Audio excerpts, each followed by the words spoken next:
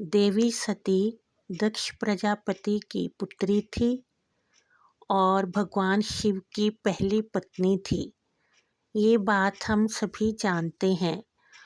और देवी सती ने अपने पिता के यज्ञ में कूदकर अपने प्राणों की आहुति दी थी।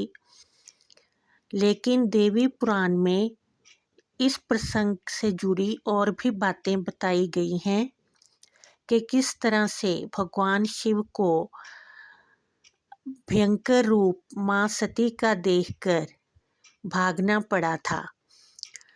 जब माता सती को पता लगा कि उनके पिता दक्ष प्रजापति यज्ञ का आयोजन कर रहे हैं, तो उन्होंने भगवान शिव से कहा कि हम भी यज्ञ में चलते हैं। लेकिन भगवान शिव ने कहा कि बिना बुलाए किसी आयोजन में जाना मृत्यु के तुल्य होता है, इसलिए हमें वहाँ नहीं जाना चाहिए। और तुम्हारे पिता ने ये यज्ञ ही इसीलिए किया है कि मुझे ना बुलाकर वो मेरा अपमान कर सकें। लेकिन माता सती ने भगवान शिव की ये बातें नहीं मानी और वो जिद करने लगी कि मैं तो अपने पिता के घर यज्ञ में जाऊंगी। तो भगवान शिव ने कहा कि अब तुम मेरे कहने में नहीं रह गई हो, इसलिए जो तेरा मन करे वो तुम करो। ये सुनकर माता सती को बहुत ही क्रोध आया। उन्होंने सोचा कि पहले तो भगवान शिव ने मुझे पाने के लिए प्रार्थना की थी और अब ये मेरा इस तरह से बोलकर अपमान कर रहे हैं। तो माता सती ने भयंकर रूप धारण कर लिया।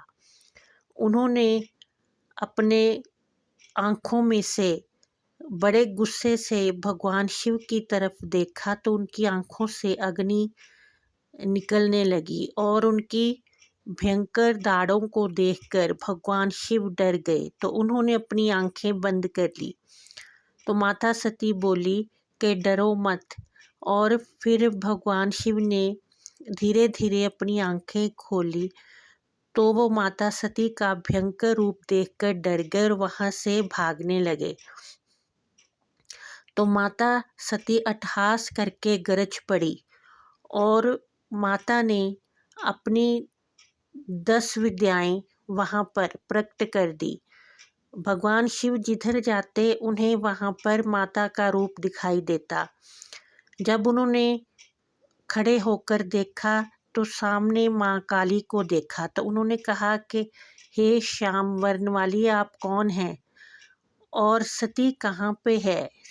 तो माता सती ने कहा कि तुम मुझे नहीं पहचान रहे, मैं ही सती हूँ और ये सारी 10 विद्याएं मेरा ही रूप हैं। माता वहाँ पे धूमावती, मातंगी, छिन्नमस्ता और लोकेशी इन सारे रूपों में प्रकट हुई थी। तो भगवान शिव ने वहाँ पर कहा कि मैंने जो तुम्हें अज्ञानवश कुछ भी अप्रिय तुम्हें लगा है, मैंने जो भी बोला है, मैं उसके लिए क्षमा चाहता हूँ। तो फिर माता सती अपने रूप में वापस आ गई। तो उन्होंने भगवान शिव से कहा कि मैं अपने पिता के घर यज्ञ में जा रही हूँ और अगर मुझे लगा कि वहाँ पर मेरे पिता ने तुम्हारा अपमान किया है तो मैं वो यज्ञ पूर्ण नहीं होने दूंगी।